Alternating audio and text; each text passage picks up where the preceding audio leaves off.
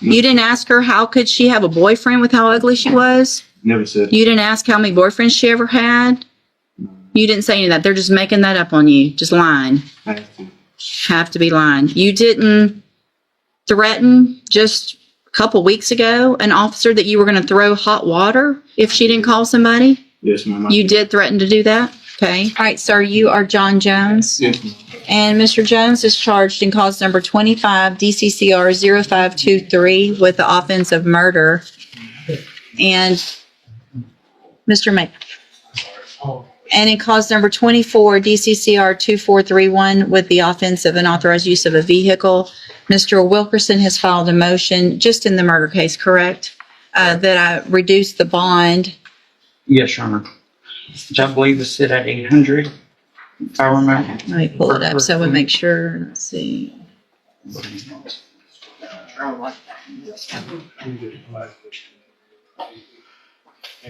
Misquote because I have had several of these. It looks like in the motion it shows Just the murder. the murder is set at $800,000. And Mr. Wilkerson, do you intend to call your client or other witness? Your Honor, I just intend to call my client and then also Venetia Jones if she is still present. Mr. Johns, best you can, raise your right hand. Or Jones, I'm sorry. Do you swear or affirm the testimony you're going to give in this hearing will be the truth, the whole truth, and nothing but the truth? Yes, ma'am. Thank you. You can go ahead, Mr. Wilkerson. Ms. Jones, you are obviously the same John Jones charged in this case with murder. You also have a companion case in which you are charged in a separate offense with unauthorized use of a motor vehicle. Is that correct? Yes, sir. And how long have you been incarcerated? About 4 months. And during that time, has that time you had the murder charges pending during the entirety of that time? Is that correct? Yes, sir. Now, the person who actually pulled the trigger with regard to this offense has pled guilty and been sentenced. Is that correct? Yes, sir. And that was to 30 years. Is that correct? Yes, sir. And he was on parole at that time, correct? Yes, sir. And until previously, at least as of the 24th of July, you have been off of 35, correct? Yes, sir.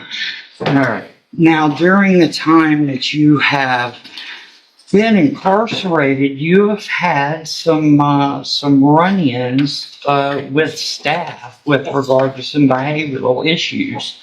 And obviously, if the court is going to consider lowering your bond and how you would be able to behave or would behave in the community at large, were she to grant a reduction in your bond, there are some concerns. And so I would like to give you the opportunity to speak to those concerns, and I would encourage you to emphasize conditions that the court might be able to impose that you would be ready and willing to follow that might curb some of those concerns for the court while this case remains pending. Yes, sir. Go ahead. Let me say, while the write-up thing was going on and going around, I didn't have my proper medications, but I was supposed to be seeing a psych nurse to take my proper medications. And I feel like if he was to give me a bond reduction and I was to get those recommendations and I was to make bond, I'll follow the rules because I take my medications now, which are for my anxiety, depression, and things of those nature. So I feel like a bond reduction is necessary, but no. So you have your medications now? No, but I should have them by the 21st. So What, I mean, anxiety and depression don't make you say things like, And sit here in front of you. I never said those things, but you didn't say those things? no. You didn't ask her how could she have a boyfriend with how ugly she was? Never said. You didn't ask how many boyfriends she ever had? You didn't say any of that. They're just making that up on you. Just lying. Have to be lying. You didn't threaten just a couple weeks ago an officer that you were going to throw hot water if she didn't call somebody? Yes, ma'am. You did threaten to do that? Okay. Did you...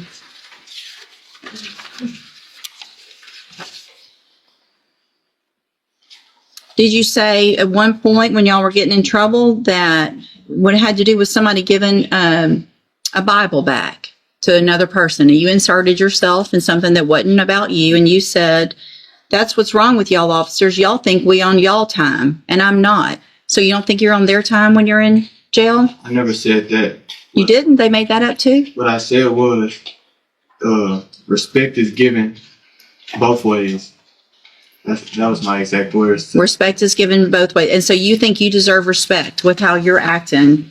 I got pages of incident reports. And it's pages only starting in June. We're talking about pages over just the last 2 months. Fighting. You've been in at least 2 or 3 fights, right?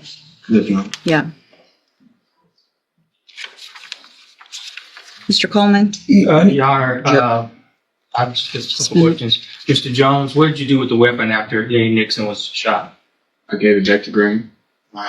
And when did you and Green decide to rob Lenny Nixon? Objection, Your Honor. These questions obviously go to the guilt innocence aspect of I this. think you opened that door when you asked him about the shooting and who the shooter was. And the co-defendant. When did the two of you decide to rob Lenny Nixon? We never decided to rob him. So if Green said you decided to rob him before he was shot, he would be lying? I mean, Yes or no? Yes or no, Mr. yes. Okay. They'd be lying. You knew the police were looking for you after Mr. Nixon had been shot, but nevertheless, you didn't turn yourself in, correct? I didn't know. So Okay. after the fact, the next day. When Lenny Nixon was murdered as part of this robbery scheme with you and Green, you were already under or on bail for UUMV, 2 cases of UUMV, and also a burglary of a habitation, correct? No, sir. Never bailed out. You were charged with those offenses, correct? Yes, sir. You Breaking also- accusations. You were also previously arrested for assault on a public servant, correct? Yes, sir. Criminal trespass, Yes, sir. another UUMV, Yes, sir. evading arrest, another evading arrest with a motor vehicle. That's all included in your criminal history, correct? Yes, sir. Who is Venetia Jones to you? What? All right, pass witness, Judge. Thank you. Go ahead, Mr. Wilkerson. Yes, Your Honor, we got to circle back over some of those. Just to be clear, Mr. Trevor, not Trevor, okay. Nixon was the gentleman who was shot, correct? Yes, sir. And you were staying at Nixon's house when Trevor Green came there. Is that accurate? Yes, sir. And in fact, and Trevor Green initially told officers that you had discharged the weapon that had killed Nixon, correct? Yes, sir. However, even he corrected that statement ultimately and admitted that it was he who had the weapon, correct? Yes, sir. And on that evening, he took your phone, correct? Yes, sir. And he provided you the firearm that had belonged to Nixon, correct? Yes, sir. Now, you were asked about an agreement to rob Nixon of a firearm. And whether or not an agreement was ever reached. At what point or at any point, and if so, how did you learn of Mr. Green's intent of removing or taking a firearm that had been in Nixon's possession? It was about that morning. Well, I'm gonna say around that night, 1, 2 o'clock. What do you, and you say around that night, 1, 2 o'clock, what is it exactly that you were told at that time? Nixon keep pointing the gun in our face. Let's just take it. And how did you respond? Leave me out of it. I don't want no parts. And so, just very briefly, you yourself, Trevor Green and Nixon, had the three of you grown up together? Yes, sir. We all went to the same school at one point in time. Now, Trevor Green had just been released from prison, is that correct? Yes, sir. And is it the case that Trevor Green was actually coming into town to spend time with yourself? Now, Trevor Green, Trevor Green and Nixon, had the three of you grown up together? Yes, sir. We all went to the same school at one point in time. Now, Trevor Green had just been released from prison, is that correct? Yes, sir. And is it the case that Trevor Green was actually coming into town to spend time with yourself and with Nixon? And Trevor Green, when he came into town, he was with his girlfriend, is that accurate? Okay. Okay, we're not gonna try the whole case. I gave you some leeway. I gave him some leeway. I'm not gonna listen. I understand there's obviously some differences in opinion as to what happened and who's culpable. So that's all going to be for a jury or for you guys to work out. For just a couple more in a totally different direction, Your Honor? Totally different direction. All right. Now, you said you were getting your medications on the 21st. What medications are you speaking of?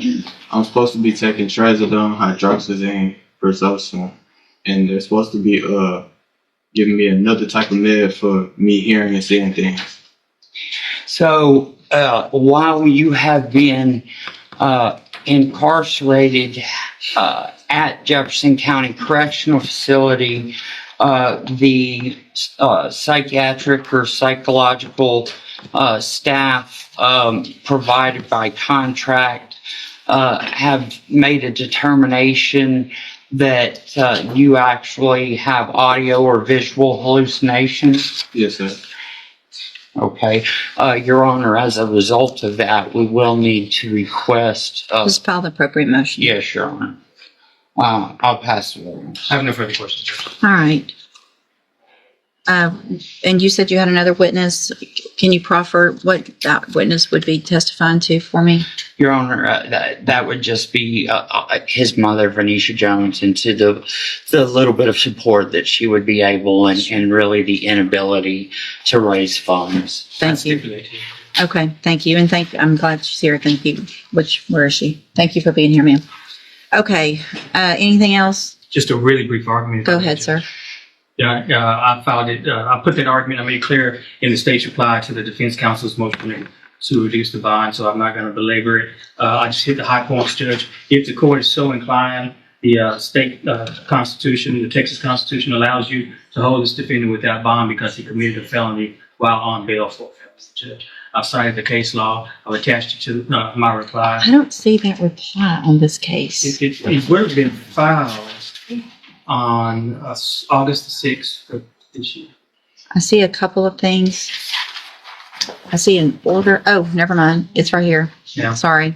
I cite Article 1, Section 11 of the Texas Constitution that states that if a defendant is on a felony, on bail for a felony and commits a subsequent felony, the court is well within its discretion to hold the defendant without bond if it so chooses to. And I've proffered to the court that I've spoken with the juvenile probation, with the juvenile department division of our office, and they have begun the process to certify this defendant as an adult, and that burglary rehabilitation is on its way, should be making its way to your court soon, Judge.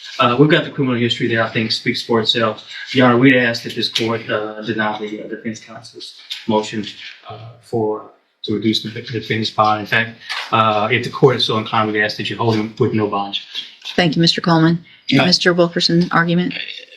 Your Honor, I think that if you look at all of the incidents that were mentioned by Mr. Coleman, that are all juvenile incidents that have occurred with Mr. Jones, that it is quite clear in conjunction with some of the things that have also been mentioned, and also it fits into some of the write-ups that have been received as well, that Mr. Jones apparently does suffer some mental illness issues, and perhaps maybe we should hold this in abeyance until we can have that properly addressed in order to give the court some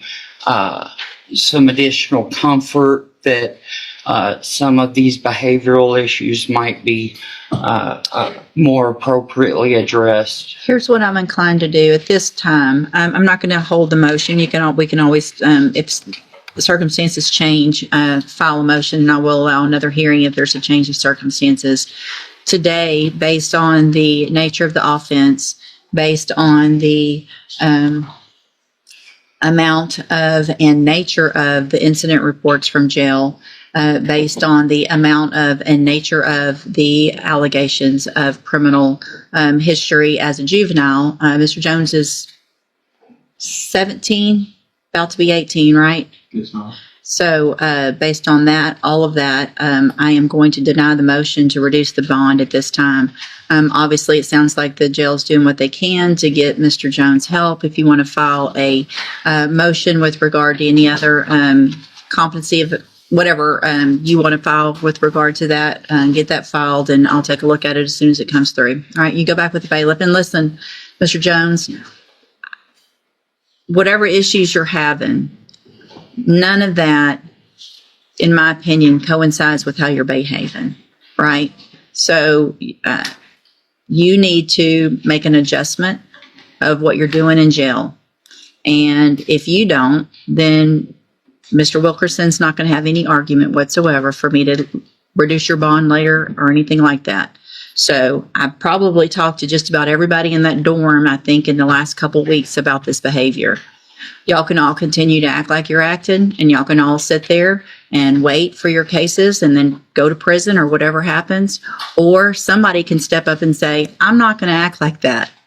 I'm going to get up when I'm supposed to. I'm going to follow the rules. I'm not going to fight. I'm not going to call names. I'm not going to, all those things. It's not that hard. Just follow the rules. You may not like them. Follow them. And if you can't, then stay in there and keep doing it. Does that make sense? Yes, ma'am. All right, go back with the bailiff.